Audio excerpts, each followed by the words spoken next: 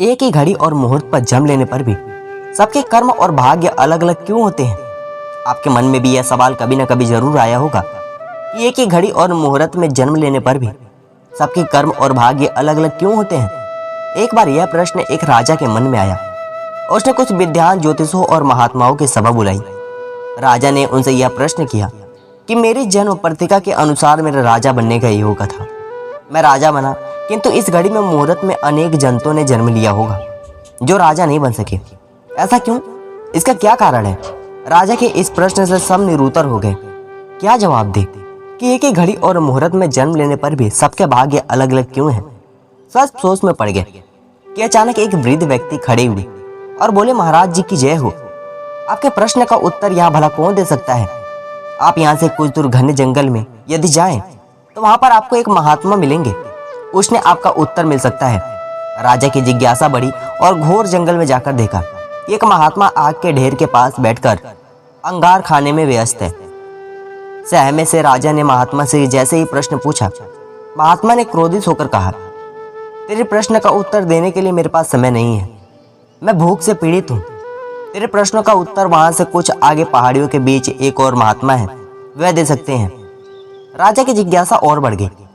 पुनः अंधकार और पहाड़ी मार्ग पार कर बड़ी कठिनाइयों से राजा दूसरे महात्मा के पास पहुंचे। कितनु यह क्या? महात्मा को देखकर राजा हक्का बक्का रह गए। दृश्य कुछ ऐसा था, वे महात्मा अपने ही शरीर के मांस चीटने में और नोच नोच कर खा रहे थे। राजा को देखते ही महात्मा ने भी डांटते हुए कहा, मैं भूख से बेचैन हूँ। मेरे पास इतना समय नहीं है कि मैं तुम्हें प्रश्नों का जवाब दूं। आगे जो पहाड़ियों के पास एक आदिवासी गांव में एक बालक जन्म लेने वाला है जो कुछ ही देर तक जिंदा रहेगा। सूर्योदय से पूर्व वहां पहुंच जाओ। वह बालक तुम्हें प्रश्न का उत्तर दे सकता है। यह बात सुनकर राजा की बेचैनी बढ़ गई। बड़ा अजब पहेली बन गया था ये मेरा प्रश्न। उत्तर जानने की उत्सुकता भी प्रबल थी। कुछ भी हो, यहाँ तक पहुंच चुका हूँ, वहां जाकर भी देखता हूँ क्या होता है। राजा फिर से कठिन मार्ग पार कर किसी तरह सुबह होने से पहले उस गांव में पहुंच गया। गांव में पता किया कि उस दंतरी के घर पहुंच सारी बात कही और सिरगर्भ से बच्चा लेने को कहा। जैसे ही बच्चा जन्म लिया, दंपति ने नाल साहित बालक को राजा के सम्मुख उपस्थित किया। राजा को देखते ही बालक ने हंसते कहा, राजन, तेरे पास भी समय नहीं है, किंतु अपना उत्तर सुन लो। तुम में और दोनों महात्मा जो तुम्हें पहाड़ी मार्ग पर मिले थे, 7 जन्म पहले उन चारों भाई थे और राजकुमार थे। एक एक बार हम चारों भाई शिकार खेलते खेलते जंगल में बहुत दूर निकल गए और मार्ग भटक गए।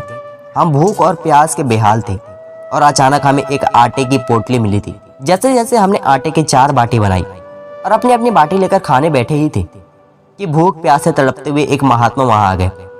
अंगार खाने वाले भैया से उन्हें कहा, बेटा, मैं कई दिन से भूखा हूँ, अपनी बाटी में से मुझे भी कुछ दे दो। मुझ पर दया करो, जिससे मेरा भी जीवन सच जाए। इस घोर जंगल में पार निकलने में मुझ में भी कुछ समर्थ आ जाएगी। इसे सुनते ही भैया गुस्से में भड़क उठे और बोले, तुम्हें दे दूंगा तो मैं क्या खाऊंगा ये अंगार, चलो भागो यहाँ से। वे महात्मा जी फिर मांस खाने के में भैया के निकट आए।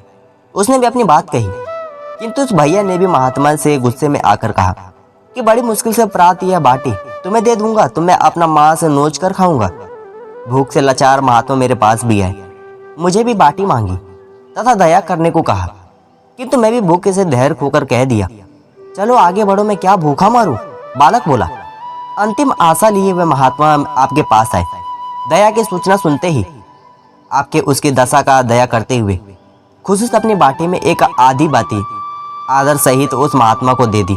बाटी खाकर महात्मा बड़े प्रसन्न हुए और जा खड़े हुए और बोले, तुम्हारा भविष्य तुम्हारे कर्म और व्यवहार से फलेगा।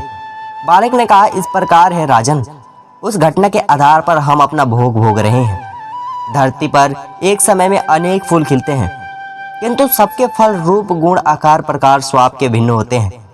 इतना कहकर बालक मर गया। राजा अपने महल में पहुंचे और माना कि शास्त्र भी 3 प्रकार के हैं, ज्योतिष शास्त्र, कर्तव्य शास्त्र और व्यवहार शास्त्र। दोस्तों, हम बाबुल का पेड़ लगाकर आम की आशा नहीं कर सकते। उसी प्रकार एक ही मुहूर्त में अनेकों जातक जन्म लेते हैं, किंतु सबका अपना किया लिया ही पाते हैं। जैसे भोग भोगना होता है वैसे ही योग बनेंगे, जैसे त्याग होगा वैसे ही भोगना पड़ेगा। यही जीवन है। कितनी प्यारी बात कही है किसी ने। कर्म की गठरी बांध के जग में फेरे इंसान, जैसा करे वैसे भरे, विधि का यही विधान। कर्म करे किस्मत बने जीवन का ये मर्म, प्राणी तेरे भाग्य में तेरा अपना कर्म। फिर मिलेंगे दोस्तों अगली वीडियो के साथ। तब तक के लिए अपना ख्याल रखना और हमेशा मुस्कुराते रहना। धन्यवाद।